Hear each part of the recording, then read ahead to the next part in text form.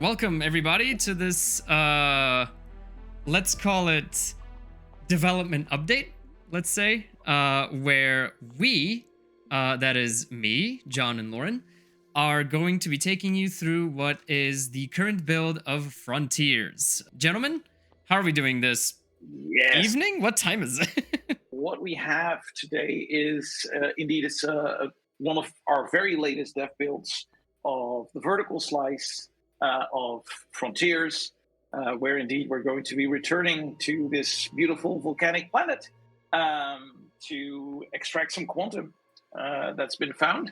I just wanted to give you guys that as context. And then now we just have to kind of, the three of us, we were literally just having a Mexican standoff moments ago before anyone joined.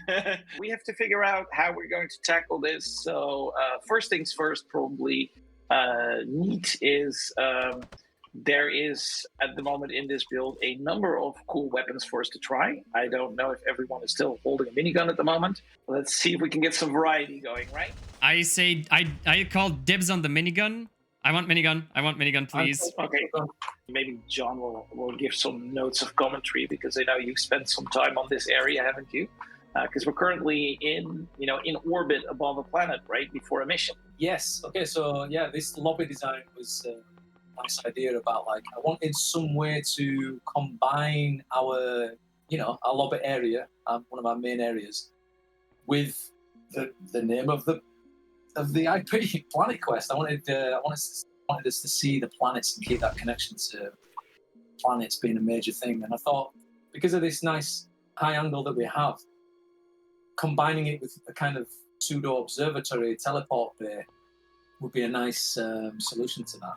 There's some really nice parallax and depth going because of it, which should also allow us to really showcase some nice planet art and nice planet visuals. Svetlin, since you're hosting this game, maybe you want to take our viewers through the mission panel here on the right-hand side, which is where normally one might select a particular mission to partake in. Of course, the one that we're going to go on right now is going to be extracting some quantum crystals at a normal difficulty, and we'll have about 10 minutes to do so. Otherwise, we'll be left helplessly stranded on the surface of the planet to be eaten by all sorts of not so friendly creatures, presumably.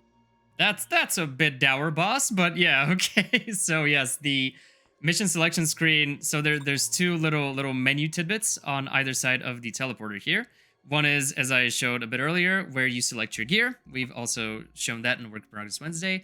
And this is the mission select screen. The nifty thing here is that it's clear and concise, telling you like what's the most important things on the right here of what you're going to be facing, just basics if this is your first foray into this type of video game.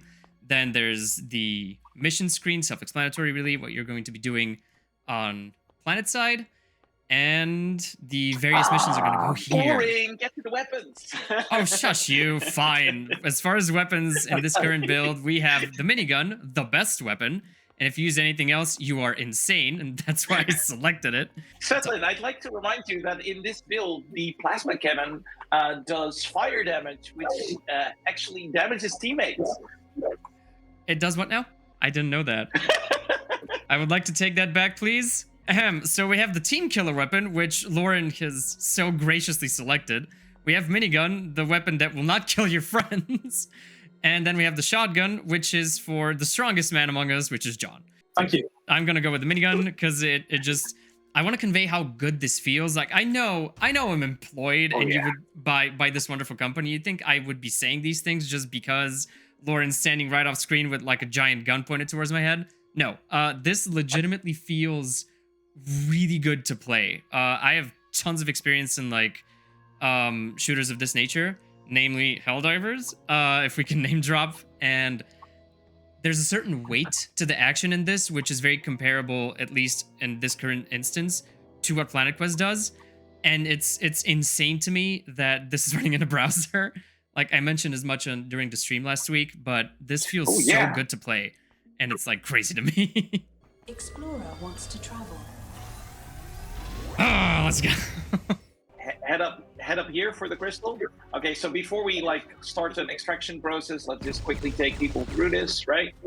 So these are like quantum crystal shards, essentially, that are scattered across this map. And once we find one, and this is just a common one, of course. Once you find one, right, you can basically start an extraction process, which will basically put down a beacon, which is very necessary for the extraction process for it to be teleported out.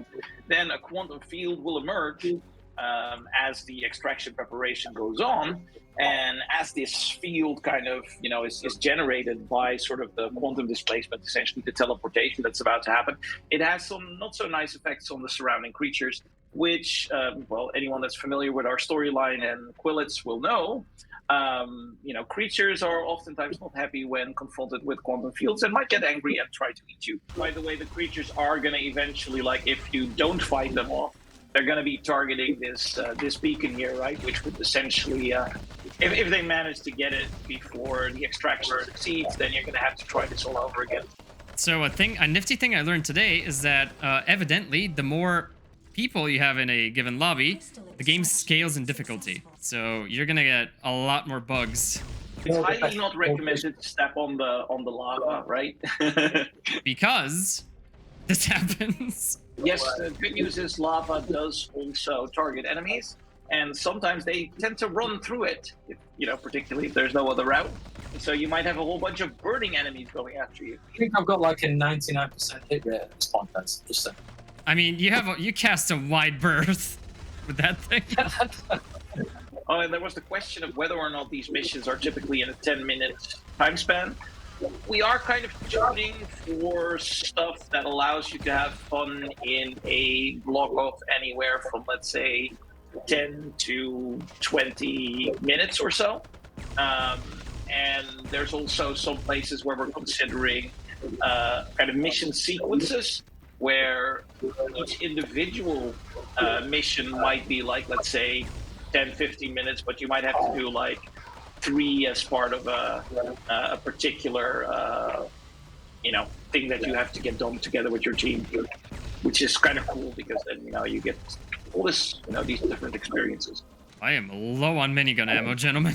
That's one of the downsides of the minigun, right? It does many things really well, but it is exceedingly good at like shredding ammo like crazy. I wish somebody would have told me this. Can I make balance suggestions? My first one would be give me more ammo, me specifically. Obviously, we're currently experimenting with a variety of kind of missions that you could experience through this. Everything is co-op oriented, just for clarity's sakes. But of course, you're going to see like potentially missions where you have to defend a objective or base that might have been under attack. You might even have situations where there's just like an unknown signal coming in from somewhere, and you need to even figure out what the heck it is and what's going on. So there's a lot of freedom there. We're working on a lot of let's say differing approaches to generate varieties of environments, which by the way quite happy with how the environments are turning out here with lots of different, like the map that we are exploring right now is a lot larger than what we saw even during the time of this mission, right? There's probably around 10 crystals somewhere around the map, and we've only extracted a few of them. In fact, we can possibly do all of them during the mission timer we have here, because in a bit we're going to be told that it's time to extract. So we're gonna have 15 seconds to run back to extraction. Go now, go. Go. Abuse roll. Ah, sticky keys. Well, looks like we're making it. Come on, guys. Yes. Masterful. Jesus. Yeah, no, we're really starting to enjoy this kind of core gameplay loop, and there's lots of still abilities and weapons and other things underway, etc. But like it's getting to the point where at least all the core elements are there and are feeling really good. As far as I see Flufster coming in with a question of whether or not there might be loots and or drops from creatures. Yes, absolutely, and in fact. One of the things that's currently being worked towards is mini bosses / bosses, which you will be fighting. And so those will likely be the sources of, those are objectives kind of in and of themselves, if you will, right? notion is, of course, that it's really cool that you could, on one of these missions, just run into like some angry ass creature where we need to harvest some body parts from or so. From my end, from the Mr. Gamer perspective, this might be a sign of me and the games I prefer, but usually I associate browser games with something very simple like Flash games, right? And last week, the Gaming with Community stream opened my eyes to like just how advanced these have become, and to see what the team has been working on for a while, and to see it come together so well, and for it to like run and play so well, even at this stage it's kind of like staggering. And like, sure, there's ways to go. Like I did feel like a couple of lag spikes, but that might be just because my computer's doing 17 different things at once. But the core gameplay loop, the feel of the game, and the responsiveness of everything, and how intuitive everything is awesome.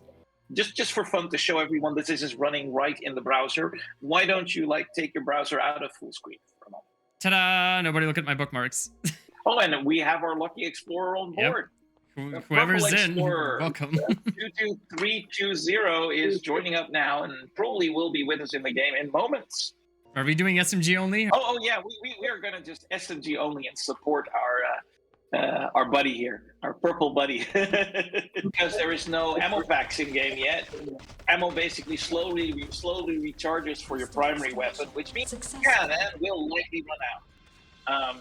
Luckily, it comes back in a bit, but can be helpful sometimes to switch to your SMG. I've been doing nothing but using the SMG like we agreed upon, and you cowards are not doing that. And I should mention, we have placeholder names currently, but in the full build, your account name is most likely going to be your username. At least that's what we've planned so far, I believe. Yeah, like normally these builds have lightweight sort of login-less play, right? So you don't have to connect your wallet or any kind of passport account or anything. So if we had connected those, we would see something else than Explorer. But I think now we need to start hurrying towards the extraction. Right. Well, thank you everybody for hopping in and watching us play the cool video game we're making. Big thank you to John and Lauren for taking time out of their completely insane schedules to sit down with all of us and game the hell out of some video game. And yeah, enjoy the next day of Frontiers, and we will catch you in the next one.